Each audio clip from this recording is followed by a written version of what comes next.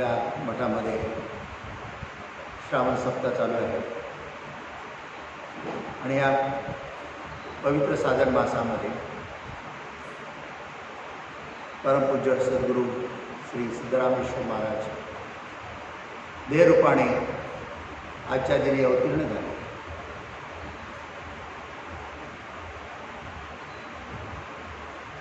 त्यांचा जयंती उत्सव आपण आज साजरा करतो.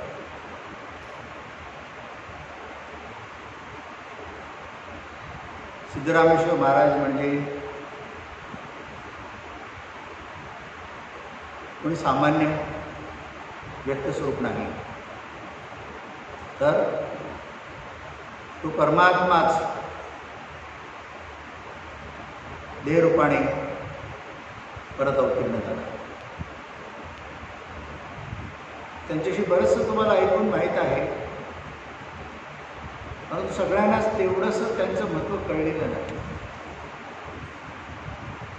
ज्याला महत्त्व कळलं तर तो दुसऱ्या देवाकडे जाणार नाही, दुसऱ्या देवाला हात जोडणार नाही, गरजच नाही. कारण प्रत्यक्ष परमात्मा स्वरूप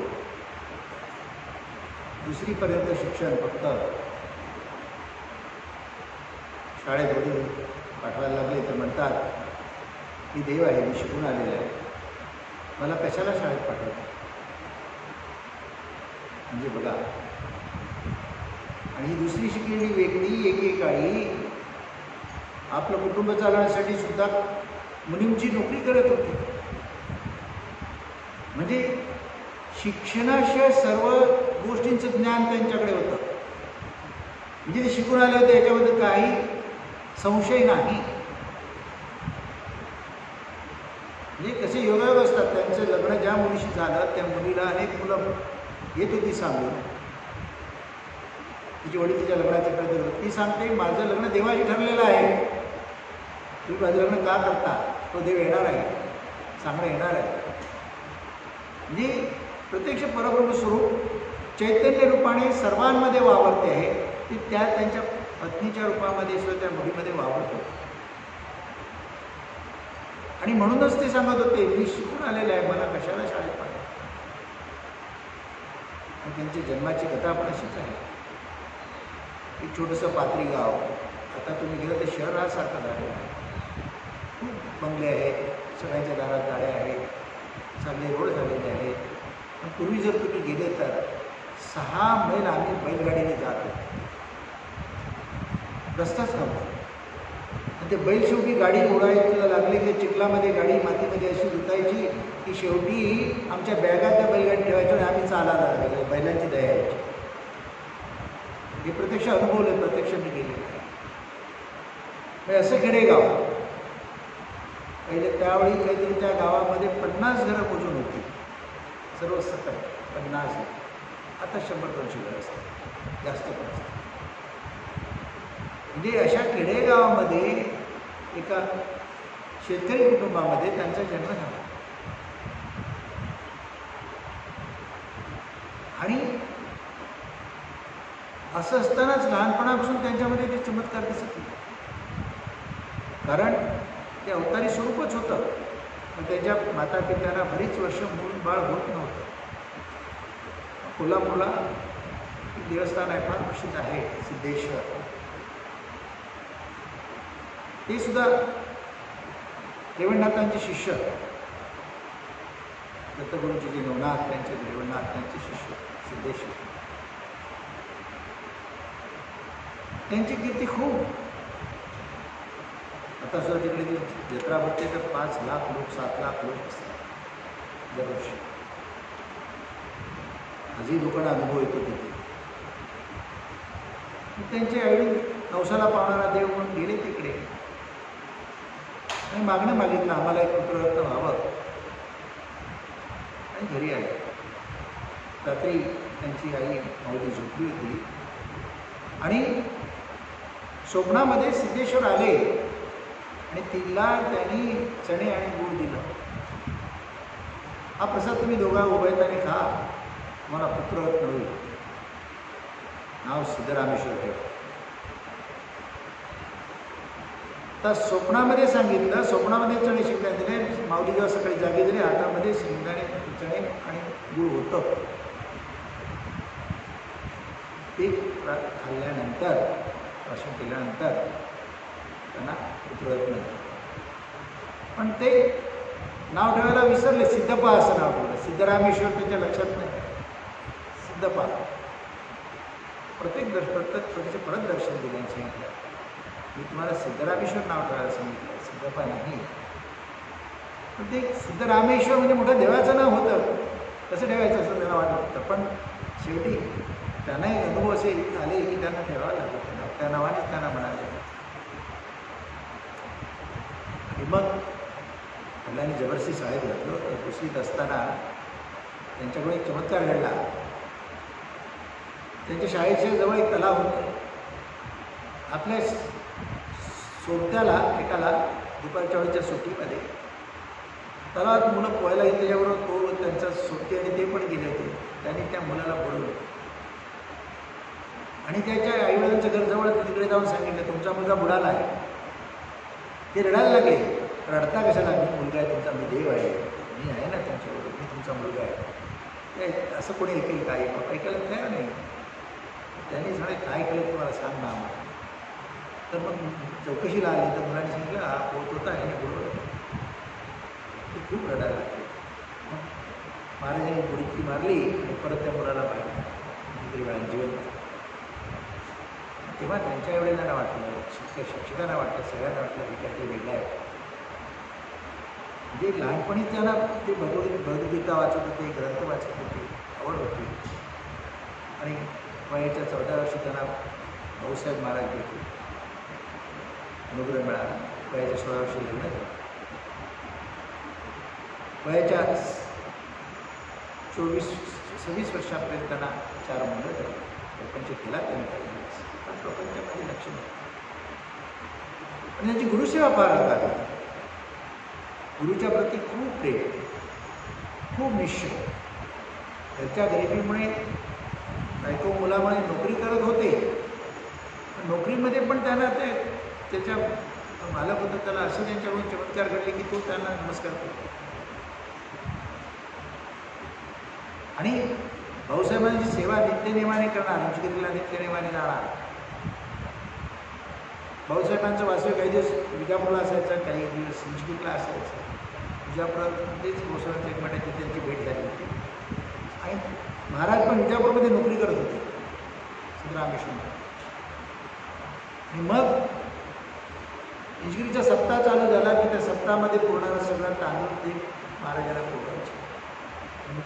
सिद्धप्पाने आणलेल्या तांदळाचं खीर करणार आणि मग उपवास सोडणार आणि त्या दिवशी महाप्रसाद घेणार, असं महाराजांचा निश्चय असायचा.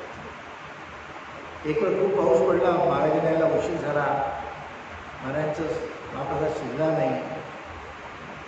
महाराज एका रूममध्ये बंद करून बसले. सांगितलं, सिद्धप्पा आला तरच मला आवाज द्या, किती बाकी महाप्रसाद म्हणण्याचा त्यांना वाटत. घोड्यावर महाराज आले, शिधा आणला होता तो दिला. लोकांना वाटलं महाराज खूप रागवलेत सिद्धप्पा. दारावर एक माणूस उभा करून ठेवला, त्याला सांगतो तू जाऊ नकोस, तू रक्त ओरडतील महाराज. मग महाराजांनी दिल केला, दार वाजवला. भाऊसाहेब त्याला महाराज पाऊस खूप पडत होता, तर मला थोडा उशीर झाला. त्यावेळी काय सगळीकडे पूल बांधलेले नाही, घोडा साकवावरून येऊ शकत नाही. मग दुरून कुठे रस्ता आहे तिकडून येण्यामध्ये इकडे झाला. आणि मग तो सीधा आला आणि म्हणजे महाराजांना जिथे कुठे जाते तिथे उच्च प्रतीचा तांदूळ लागेल वर्षभर तो पुरवायचं काम करायचं. आणि येताना दरवेळी महाराजांना दर्शनाला महिन्यात एकदा तरी जायचे, दूर नोकरीवर जवळच्या आठवड्यात होते. पण ते त्यांना जाताना लाडूच घेऊन जाणार, लाडू बनवून जाणार. महाराज त्यांनी चिडून म्हणायचे, आमचा लाडू आला असं, लाडू आला. म्हणजे इतकी त्यांची गुरुसेवा होती. कुठे गेले उच्च वस्त्र मिळालं आपल्या गुरुसाठी, म्हणजे गुरुशिवाय त्यांना विचारच नाही जास्त. आणि मग एकदा त्यांची बदली झाली कलकत्त्याला. बदली झाल्यावर मग महाराज भेटायला आले भाऊसाहेब महाराज. तर त्यांना दिसलं भाऊसाहेब महाराज फार थांबले आणि आजारी असे वाटत आहेत. महाराजांकडे गेलो ते म्हणतात मला आता दूर जायला लागते कलकत्त्याला नोकरीसाठी, तुमची माझी भेट होईल की नाही मला. भाऊसाहेब महाराज म्हणाले काळजी करू नकोस, ते तांदूळ आणलेत ना ते संपेपर्यंत ती देह सोडणार नाही, आणि सोडायचा झाला तर तुला दर्शन देईल आणि सोडेल. त्यांनी जेव्हा भाऊसाहेबांनी देह सोडला काही दिवसांनी, तेव्हा कोण नाही, तार पोचणार ती काय लगेच पोचत नव्हती, जसं अंतर त्याप्रमाणे ती पोचणार. पुढे पोस्ट ऑफिसला जे बिल होते तिथून तो सांगडाला जाईल, म्हणजे अशी परिस्थिती होती. पण ज्या दिवशी महाराजांनी त्यांना देह सोडला तिकडे त्यांना दर्शन कलकत्त्याला. तार पोचायच्या आधी महाराज तिकडून निघाले. सांगायचं म्हणतात मुद्दा असा आहे, गुरु शिष्याचं नातं असं आहे ते कळलं पाहिजे. गुरुने देव नाही तुझा पाहता त्रैलोक, असं आपण आरतीमध्ये म्हणतो, भजनामध्ये म्हणतो. कधी गौर करतो, गुरुविना देव नाही तुझा पाहता त्रैलोक असं म्हटलंय, शास्त्र म्हणते. घराघरा म्हणत नाही, सगळे ग्रंथ. तरी गुरुचा अर्थ सुद्धा कळत नाही. गुरु अनेक होऊन गेले, देहरूपाने होऊन गेले, त्यांचं नुसतं भजन करून काही होत नाही. शास्त्राप्रमाणे तुम्हाला जीवन हयातीमध्ये गुरु भेटला पाहिजे, आणि त्याच्याकडून तुम्हाला महावाक्य मिळालं आणि त्याची साधना केली पाहिजे. मग त्याच्या अगोदर तुम्ही एखाद्या गुरुला भजत असाल, एखाद्या संताला भजत असाल, एखाद्या देवाला भजत असाल, तर ती भक्ती सोडताना तुम्हाला पाप वाटायची गरज नाही, पश्चाताप व्हायची गरज नाही. कारण का, गुरु परमात्मा परमेश्वर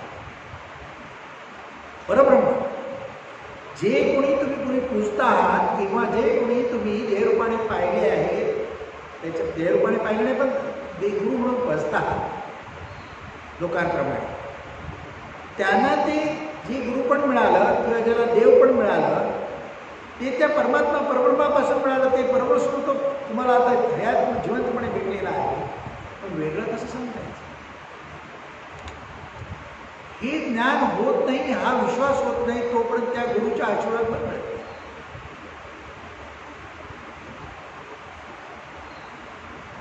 मग ते रामदासांचं श्लोक आहे की बाई आहे, अनेकांच्या तोंडात टेकली, मग ती पतिव्रता कशी म्हणायची? तीच अवस्था त्याच भक्ताची आहे, शिष्याची. तो सद्भक्त होऊ शकत नाही. सद्भक्त व्हायचं असेल तर एका देवा केशवा, एका देवा सदाशिव, इतकी तयारी पाहिजे. आता एका देवा केशवा म्हटलं तर कृष्णच उभा राहतो. कृष्णही सुद्धा अवतार आहे, त्यांना सुद्धा देह टाकून जायला लागला. कुठे आहे त्यांचा देह?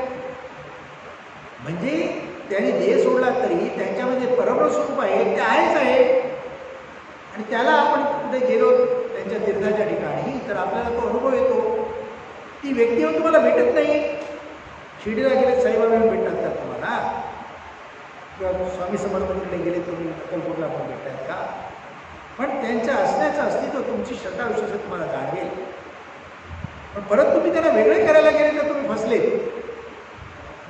मग तुम्ही पिक्चर बघता किती वेळा साईबाबांचा किंवा स्वामी समर्थांचा, तर स्वामी समर्थ विठ्ठल म्हणून बसलेले दिसतात, कृष्ण म्हणून बसलेले दिसतात. म्हणजे वेगळेपणा आहे का तिथे? वेगळेपणाने भासतात तिथे तुम्ही फसले.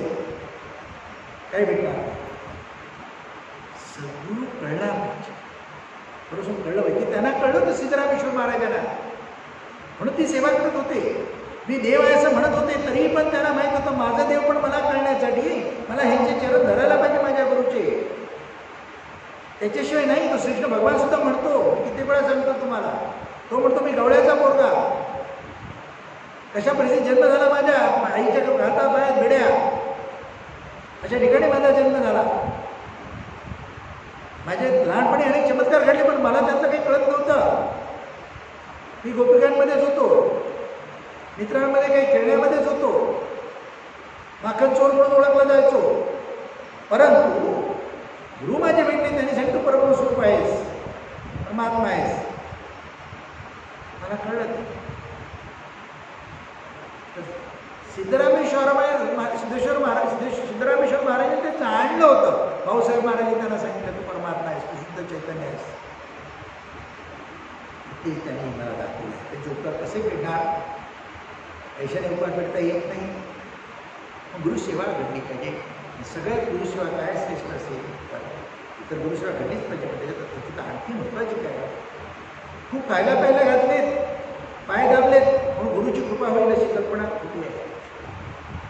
तर गुरुच्या ज्ञानावर उठून किती आहात तुम्ही?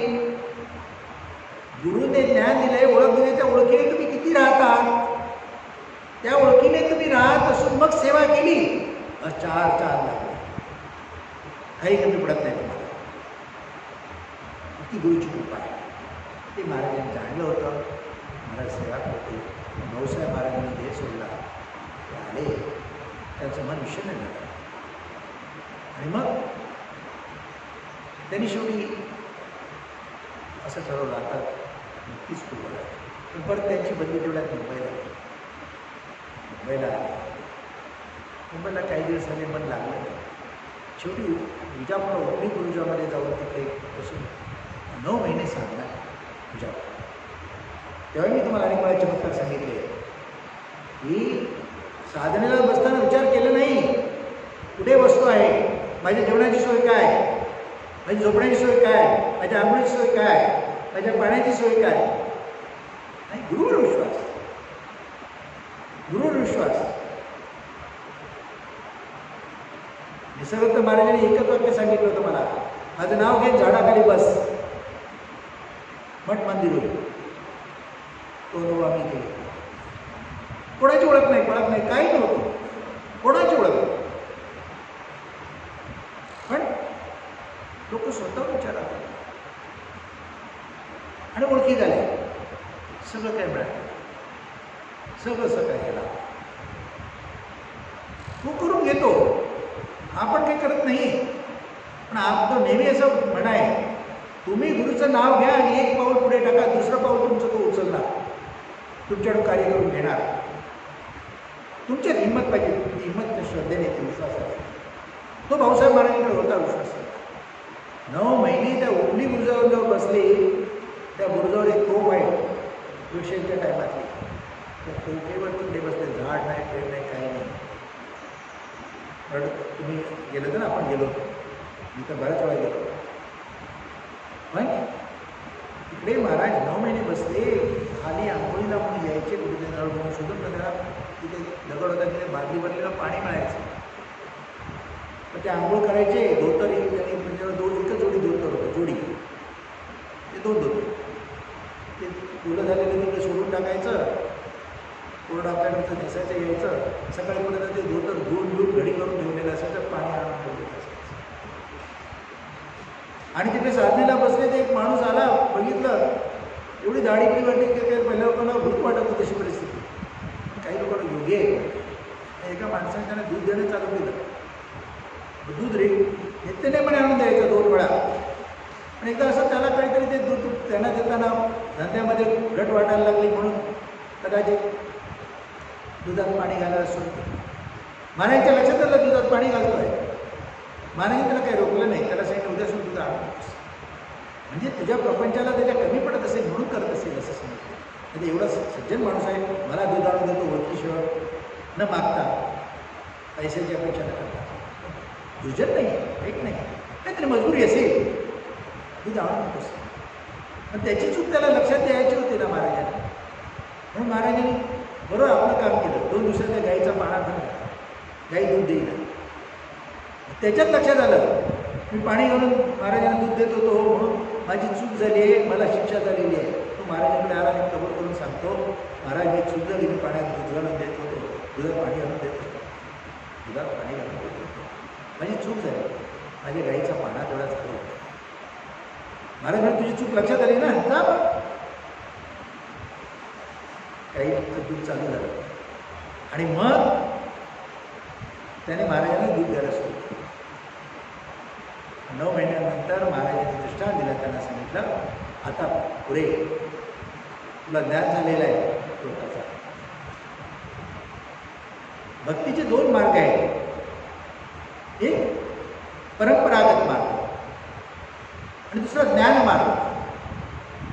परंपरागत जो मार्ग आहे तो द्वैत भक्तीतला आहे आणि जो ज्ञान मार्ग आहे तो अद्वैत भक्ती. भगवंताचं मूळ स्वरूप हे अद्वैत आहे. द्वैत शाश्वत नाही आहे, द्वैत अवतारी आहे. ज्याचा अवतार घेतला ते अद्वैत आहे आणि ते अद्वैत आहे ते निर्गुण निराकार आहे, त्याला परब्रह्म आपण म्हणतो. ते मूळ स्वरूप भगवंताचं. आणि जे देह रूपाने आले अवतारी ते द्वैत रूपाने. म्हणजे बरेचसे लोक जी भक्ती करतात ते द्वैतामध्ये करतात. द्वैताच्या भक्तीने सायुज्य मुक्ती प्राप्त होत नाही.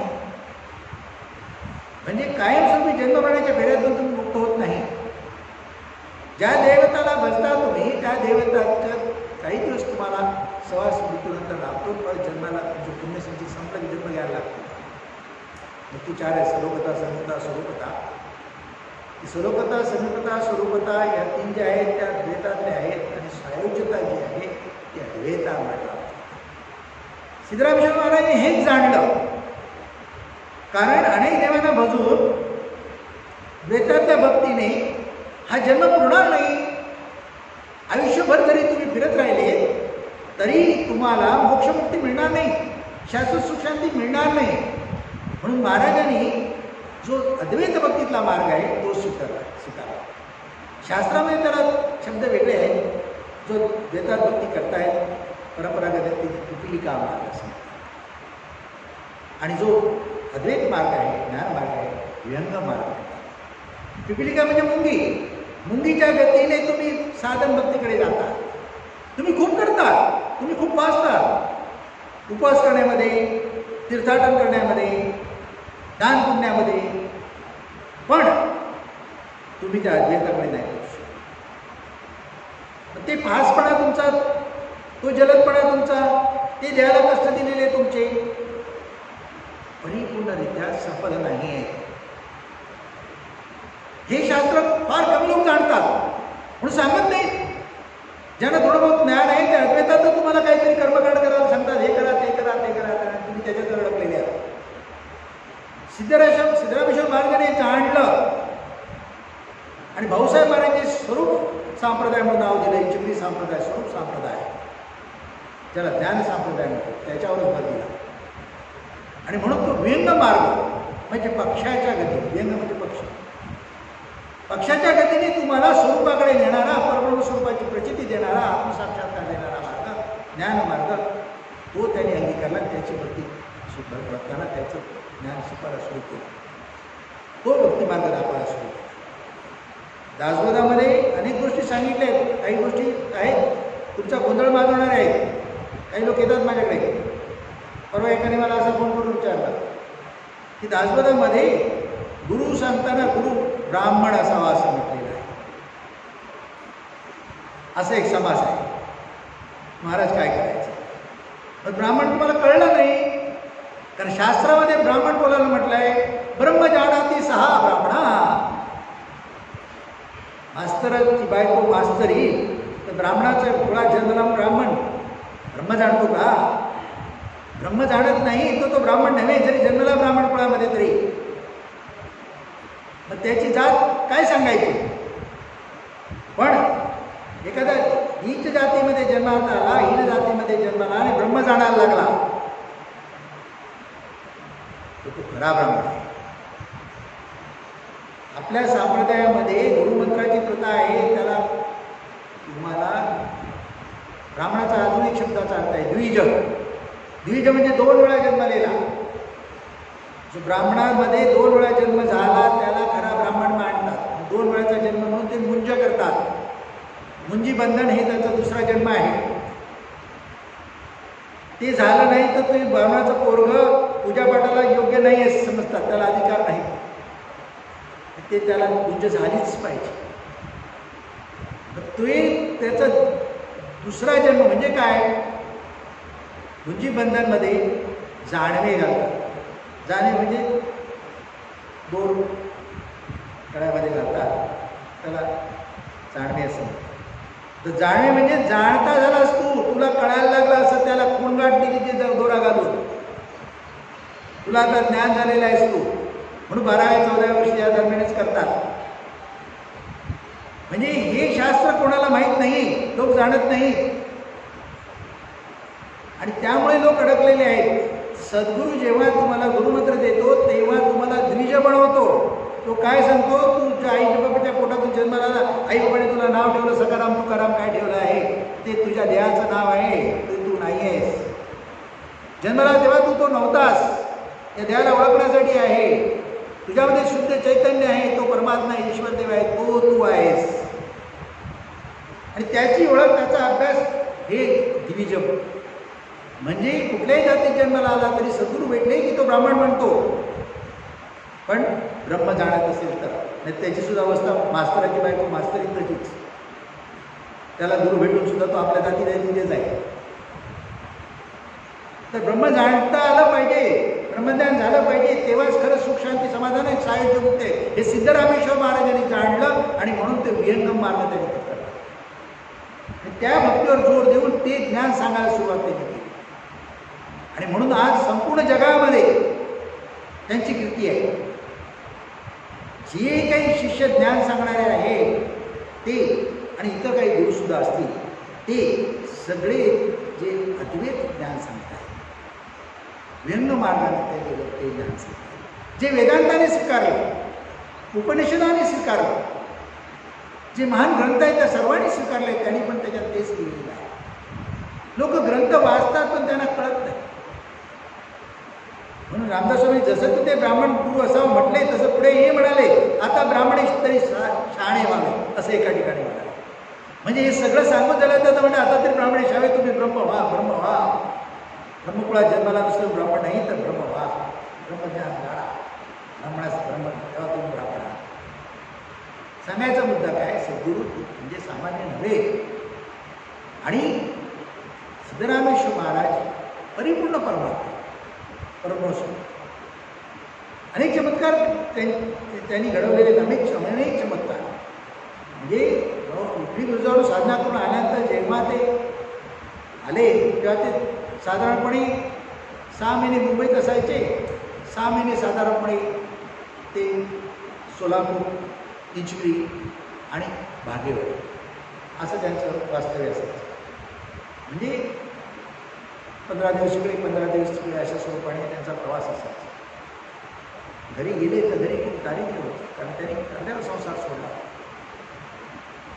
4 मुलं घरी, खाणारी बायकोची फार मोठी त्यांचं. पण जेव्हा ते घर सोडून गेले तेव्हा त्यांची शेती अशी उघड्यावर पडलेली. तर एक दिवशी गावामध्ये एक माणूस आला आणि तो म्हणतो, सिद्धापाचं घर कुठे आहे? तर ते काही विचारलं, कशाला रे पाहतो? नाही, मला ती शेती करायला नाही. तुला पगार मिळणार नाही, त्याच्याकडे काही नाही आहे, तो नाही आहे इथे.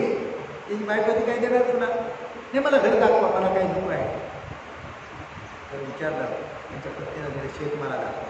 तुम्हाला बाबाने तुला जेवायला देऊ शकत नाही, तुला पगारी देऊ शकत नाही, मला शेत दाखवा. मग शेत त्याला दाखवलं आणि तिथे त्याने राहून महाराजांची शेती केली. महाराज जेव्हा आले त्या बायको रागवली त्यांच्यावर, तुम्ही शेती करायला तडणाचा माणूस पाठवता इकडे, ही बाई धरून तिकडे आहे आणि मी कसं तो इकडे मला सांगतो तुम्ही शेती करायला, मी त्याला घरी कसा ठेवणार आणि त्याला खायला मी काय घालणार? महाराज म्हणजे कोण माणूस कुठे आहे? शेतात राहतो म्हणे, तिकडे शेतात आहे. महाराज तिकडे गेले तर तो वाचन करून वाचनावर बसला होता. महाराजांना बघून खाली आला, महाराजांना नमस्कार केला आणि महाराजांना बघ तिकडे वाचनावर बसवलं. सांगितलं हुरडा म्हणून आणतो तुमच्या इथे कसा इकडे. तर महाराज विचार, तुझं नाव काय? महादेव. आणि जो गेला तो आलाच नाही. शेती केली होती महाराजांची. घरी लोक यायचे दर्शनाला महाराजांच्या, तर सांगायची चहा बनवतो. बायको म्हणायची घरात काही नाही, चहा बनवत सांगायचं, कुठून चहा बनवणार? मग एक दिवशी मला 3 कप चहा बनवून इकडे ठेवतो. तर 3 कप चहा बनवून ठेवायचे, नुसतं असं हात ठेवायचे त्या किटलीवर आणि दिवसभर येणाऱ्या लोकांना चहा पडतो. घडलेल्या गोष्टी आहेत. तुम्ही इकडे तिकडे फिरताना यांचे चरण चाटा, यांचे चरण धरा, यांनी सांगितलेलं ज्ञान घ्या. त्यांनी सांगितलं स्टॅम्प पेपर लिहून देतो तुमचं मी उद्धार करेन म्हणून. मी सांगतो तुम्हाला त्यांची भक्ती केली, स्टॅम्प पेपर लिहून देतो तुमचा उद्धार करा. तुम्ही एका देवा सदाशिव, एका देवा केशव माना, बाकी काय नाहीतर धोबिका गुप्ता न घरका न राहता. याही मंदिरात जातो, त्याही मंदिरात तिकडे राज होतो, तिकडे जातो, हे करतो ते करतो. देव कळलाच नाही, काय करणार. महाराजांचे अनेक शिष्य, 12 शिष्य त्याच्यावर जास्त गुरुपदावर गेले, जगाचा उद्धार केला त्यांनी. निसर्ग महाराजांचं नाव आज घेतलं जातं. जेव्हा सिद्धराम स्वामींचं नाव सोडलं, गुरुची सुद्धा गुरु कीर्तिमान होतेच, पण गुरुने शिष्याची कीर्ती एवढं होती की त्या शिष्यावर गुरुचं नाव घेतलं. महाराज म्हणजे पहिलं सिद्धरामेश्वर महाराजची जय म्हणा. आम्हाला त्यावेळीपासून शिकवलं होतं. आपली तयारी पाहिजे, पण आपण भक्तीचा अर्थ जाणत नाही, भक्ती कशी जाणत नाही. मग अशी म्हणत होतो इकडे आमच्याकडे कुंकू लावत होते. आम्ही शिकवलंय, आम्ही शिकवतो इकडे लक्ष सगळ्यांचं नाही आहे. कोणी तुम्हाला कुंकू लावायला आला तर त्याला पण कुंकू लावा, त्याच्या चरणाला पण लावा, त्याला नमस्कार करा. लावणाऱ्याने पण करायचं आहे आणि ज्याला लावलं त्यानेही करायचं आहे. मग लहान मोठं नाही, लहान मोठं नाही. दोन लहान पोरं म्हणून पुढा की ब्रह्मरूपीची जाणा, असा आपण टाऊ म्हणून म्हणतो. आणि मग नमस्कार करताना विचार करतो रूपी नको. शंकराच्या पिंडीवर पाय देऊन झोपणारा विश्ववा खेचर, त्याची किंमत वाटली नाही. गुरु म्हणून सांग, नामदेवाला सांगितलं गुरु त्याला वाट म्हणून, त्याला वाटलं नाही. जेव्हा त्याने तर पाय उचलून दुसरीकडे ठेवले, तिकडे पिंडी व्हायला लागली, तिसरीकडे ठेवले, तिकडेही पिंडी व्हायला लागली. तेव्हा कळा माणूस सामान्य नाही आहे, ह्याच्या चरणाशी देव ईश्वर आहे. त्याने गुरु मांडलं, तेवढी कीर्ती रूपाला आहे. विठ्ठलाच्या मंदिरासमोर त्यांचं मंदिर, त्यांची पाय, त्यांचं दर्शन घेतल्याशिवाय विठ्ठलाचं दर्शन होत नाही. गुरु संप्रदायामध्ये गुरु हा जो आहे तो तुम्हाला आपली पदवी देतो, आपलं स्थान देतो. आणि ज्ञान मिळालं तुम्हाला ना, तर तुमच्या सावकार जगात कोणी नाही, श्रीमंत कोणी नाही. तुमचा पैसा अडका, जमीन जुमला, तुम्हाला शाश्वत सुख शांती समाधान देणार नाही. शांतीचं मरण देणार तर देणार नाही, 100% सांगतो. ज्याचा जीव आपल्या संपत्तीत गुंतलाय, जमिनीत मुल्यात गुंतलाय, घराघरात गुंतलाय, पोराबाळात गुंतलाय, तो शांतपणे मरू शकत नाही. त्याची इच्छा वाचणार राहणार, तो परत जन्माला येणार आणि दुःख भोगणार. शास्त्रवचन आहे हे. महाराजांनी अनेक वेळा लोकांना सांगितलं. आणि म्हणून आपला जो साम्राज्याचा गुरुमंत्र आहे तो इतका आहे, किंवा तुमच्या परमण स्वरूपी चैतन्य तुमच्या भावाला द्यायला चालत आहे, त्याची ओळख करून दिलेली आहे, त्याचं ज्ञान सांगितलेलं आहे. तो भक्ती मार्ग विहंगम मार्ग आहे. तो रामदास स्वामींनी 9दा भक्ती म्हणून ते सांगितलेला आहे. आता जो समास होता तो सुद्धा योग्य समास होता. आजच्या दिवशी बरोबर आला. देव शोधा, देव शोधा समासाचं नाव होतं, हो ना, काय होतं? हां, पहिली ओळ वाचा त्याची.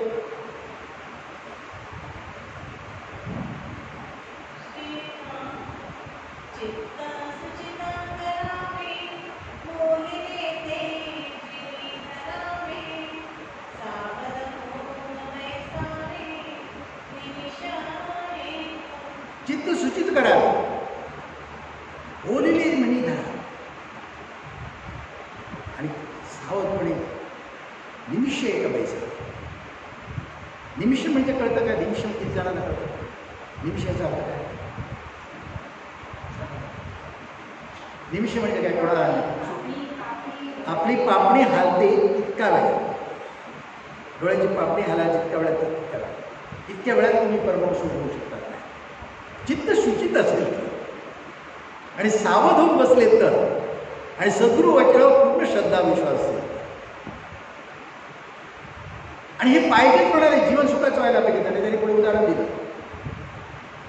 एखाद्या गावात जायचं आहे, त्या गावात तुम्हाला वाचनाला राहायचं असेल तर गावचा मुख्य कोण आहे त्याची ओळख करून घ्यायला पाहिजे.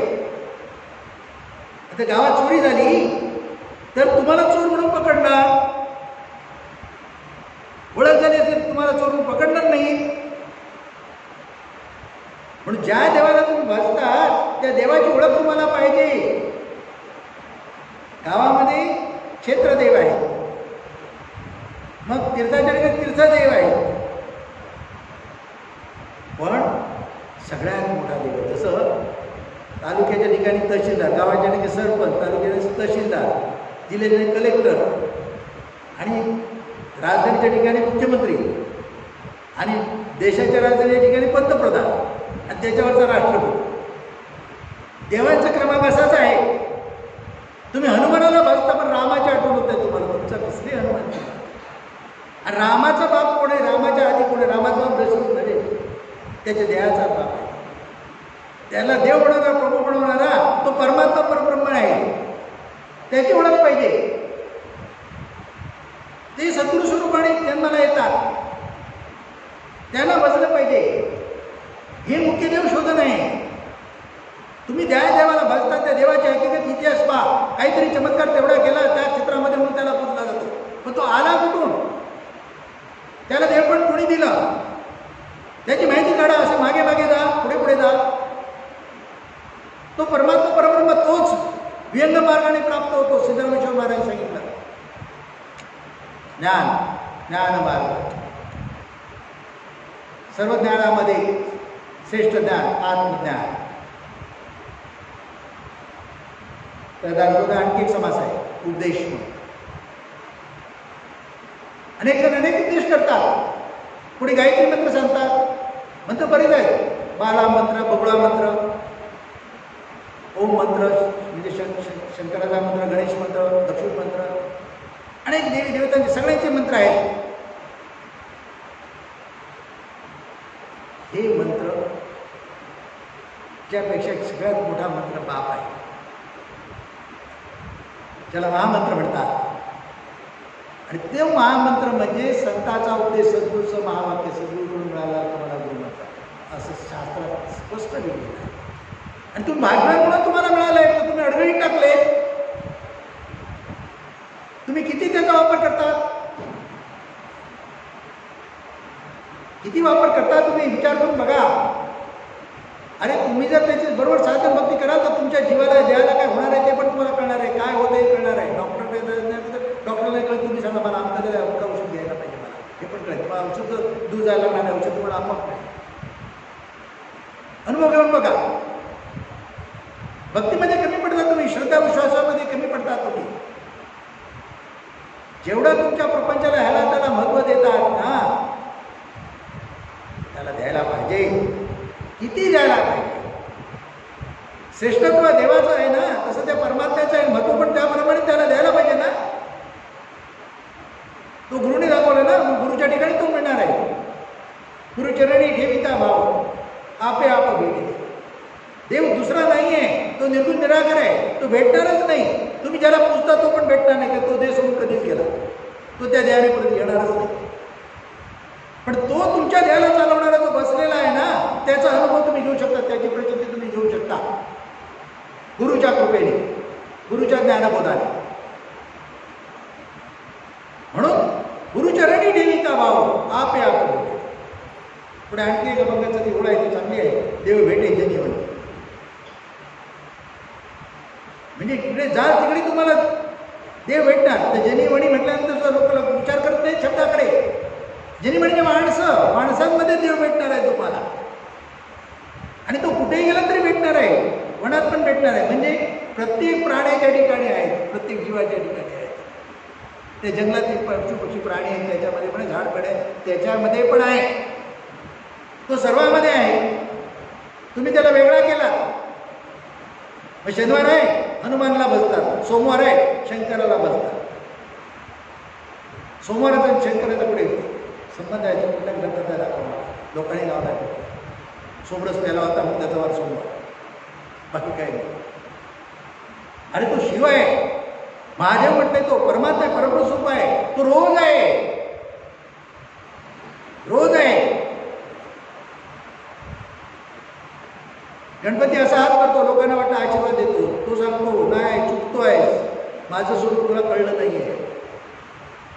हा असं म्हणतो, लोकांना वाटतं आशीर्वाद देतो. नाही, त्याचा अर्थच कळला नाही तुम्हाला. त्याच्या हातातला मोदक आहे. मोदक म्हणजे आनंद देणार. मोद म्हणजे आनंद. आनंद देणारा, ते त्याचं स्वरूप दाखवलं आहे, तो कसा आहे, त्याचे ते अवयव सगळे त्या प्रत्येकाचा अर्थ आहे. तुम्ही नुसते सुख करता दुःख करता म्हणता आणि हात जोडता, पण चतुर्दशी दिवशीच का? चतुर्दशा ज्ञान, त्या ज्ञानामुळे ते पूजेला लागलं. तुमच्याकडे ज्ञान असेल तर तुम्ही सुख करता होऊ शकता, दुःख हरता होऊ शकता. ज्ञानाने तुम्हाला मार्ग सापडेल, ज्ञानाने तुम्हाला सगळ्या बऱ्या वाईटाची ओळख होईल आणि मग तुम्ही त्याच्यातून मार्ग काढून तुम्ही ते बरोबर तुमच्या जीवनाला जे पाहिजे तसं सगळं निर्माण करू शकता, साधू शकता. तो तुमच्यातच आहे, तो ज्ञान आहे. त्याचं जे ज्ञान आहे शब्दरूपाने आपल्याला मिळते, म्हणून आपण सरस्वतीला बघतो. सरस्वती ते शब्दाची देवता आहे, पण ते ज्ञान आणि ते शब्द हे दोन्ही जरी असले तरी ओळख पाहिजे ना, म्हणून सद्गुरू पाहिजे. सद्गुरूशिवाय सद्गुरूपेक्षा श्रेष्ठ कोणी नाही.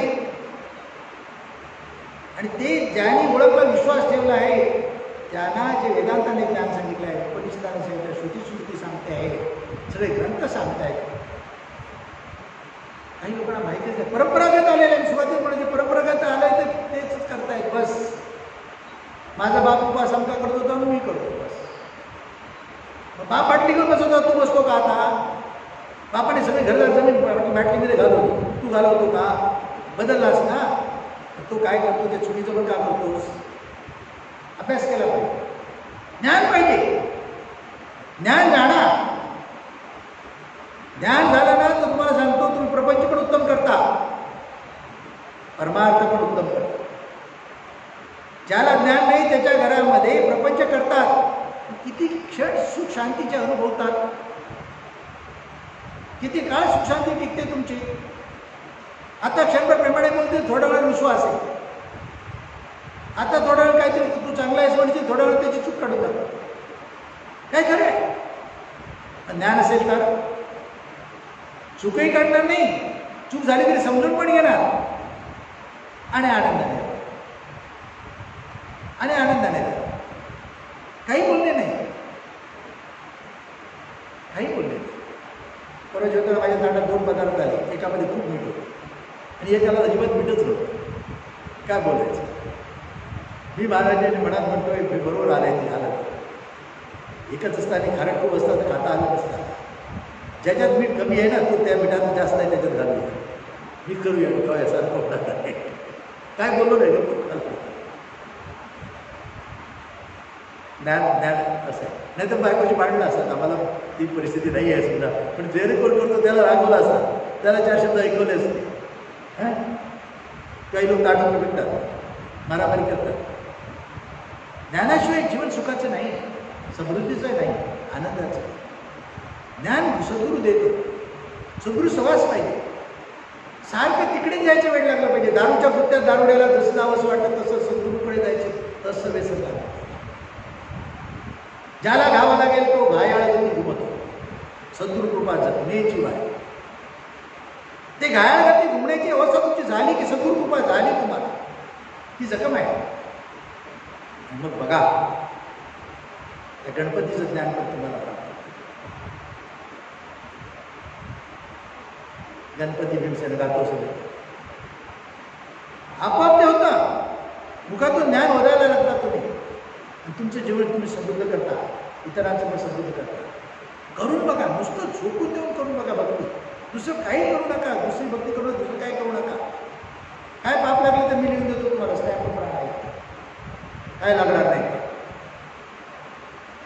म्हणजे सिद्धरामेश्वरांनी हरिपूर्वक हे सांगितलं आणि ते ज्ञान आपल्याला दिलं. एकदा कसं त्यांनी शिष्यांची परीक्षा बघण्यासाठी सांगितलं, उद्या सकाळी सगळ्यांनी येताना स्टॅम्प पेपर घेऊन या, कोरा स्टॅम्प पेपर घेऊन. सगळ्या शिक्षणाचा स्टॅम्प पेपर आणला सगळ्यांनी, बघितलं.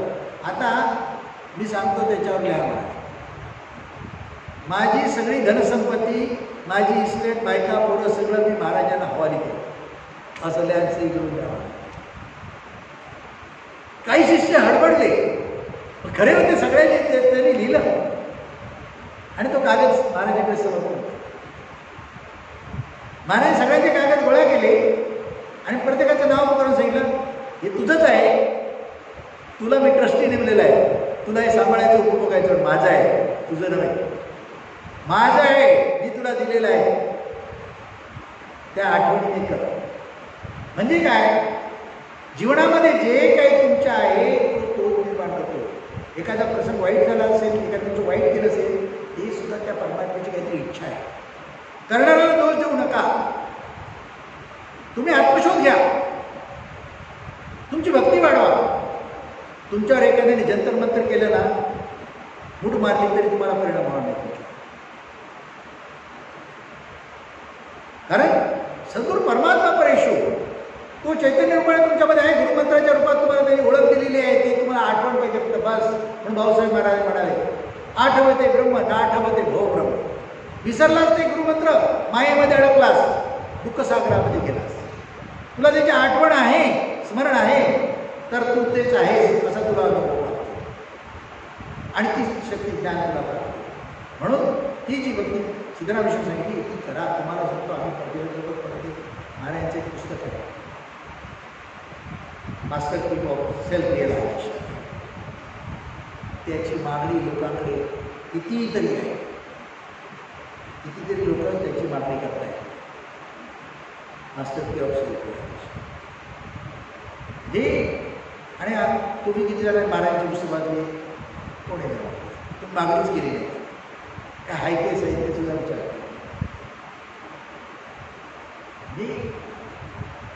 सिद्धरामेश्वर महाराज बोलायचे, विसर्ग महाराजांनी लिहून काढलेलं आहे.